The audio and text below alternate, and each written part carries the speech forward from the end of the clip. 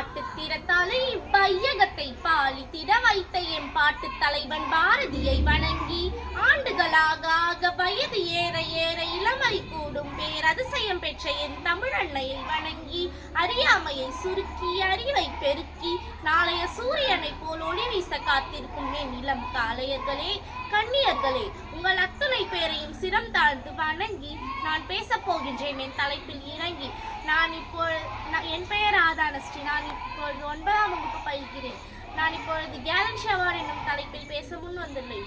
ஒவ்வொரு ஆண்டும் குடியரசு தினத்தன்று இந்திய அசாதாரண துணிச்சலை வெளிப்படுத்திய வீரர்களுக்கு வீரதீர விருதுகள் மூலம் கௌரவிக்கிறது.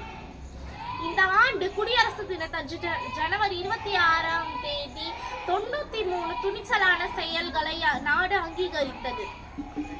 இது இந்தியா தனது ஹீரோக்களின் மீது வைத்திருக்கும் ஆழ்ந்த நன்றியை காட்டுகிறது. போர்க்காலத்தில் வழங்கப்படும் மிக உயர்ந்த விருதாகிய பரமவீர் சக்ரா, அதைத் தொடர்ந்து அமைதி காலத்தில் வழங்கப்படும் அசோகவீர் சக்ரா விருதுகள் வழங்கப்படுகின்றன. வெவ்வேறு சூழல்களில் விதிவிலக்காக செயல்பட்ட வீரர்களுக்கு வழங்கப்படும் சௌரிய சக்ரா மற்றும் கீர்த்தி சக்ரா ஆகிய விருதுகள் வழங்கப்படுகின்றன.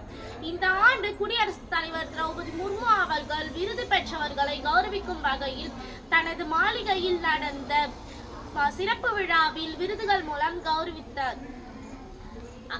மிக உயர்ந்த விருதாகிய அசோக சக்ரா விருது பெற்றவர்களில்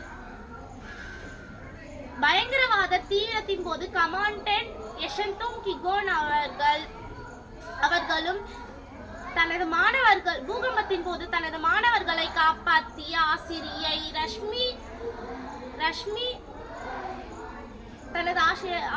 ரஷ்மி அவர்களும் அடங்குவர்.